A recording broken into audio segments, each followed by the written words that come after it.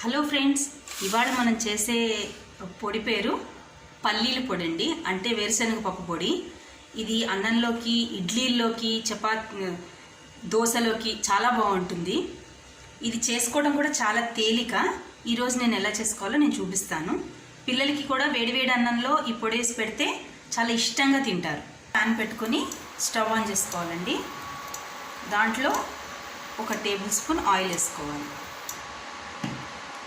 కొంచెం oil heat ఎక్కిన తర్వాత 1 కప్పు పల్లీలండి. నేను 1 కప్పు పల్లీలతోటే చేస్తున్నాను. నేను 1 కప్పు పల్లీలు వేసుకుని కాస్త వేయించుకోవాలి. పల్లీలు కొంచెం వేగిన తర్వాత దీంట్లో 1 అరకప్పు పెసరపప్పు వేసి మనం కొంచెం వేయించుకోవాలి. కొంచెం పెసరపప్పు వేగిన తర్వాత 1 అరకప్పు నువ్వులు కొంచెం చిటపటలాడాలండి, అంతకు మించి అవసరం లేదు. నువ్వులు కొంచెం చిటపటలాడిన తర్వాత దీంట్లో మనం కారానికి తగ్గట్టుగా ఎండుమిరపకాయలు 1 రెబ్బ కరివేపాకు అవి కూడా వేసి మనం బాగా వేయించుకోవాలి.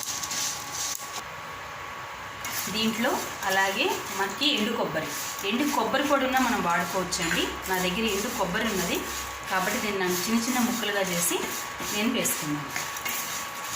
అలాగే 2 రెబ్బలు చింతపండు ఇలా రెబ్బలుగా విడతీసి వేయండి. మీకు మిక్సీలో తొందరగా నలుగుతుంది. ఇది చల్లారిన తర్వాత దీన్ని మనం మిక్సీ జార్లో తీసుకుని మిక్సీ వేసుకున్నామండి. తర్వాత దీన్ని మనం మిక్సీ జార్లో తీసుకుని మిక్సీ వేసుకున్నామండి. దీంట్లో మనం పచ్చి ఉల్లిపాయలు, వెల్లుల్లిపాయలు ఉంటాయి కదా, వాటిని మనం రేకులుగానే తీసుకుని ఇలా మనం వేసుకోవాలి. దీనికి సరిపడినంత ఉప్పు వేసుకుని మనం గ్రైండ్ చేసుకోవాలి. మనం దీనికి ఇడ్లీలు, దోశల్లోకి తింటే మనకి పల్లీల పొడి చాలా బాగుంటుంది.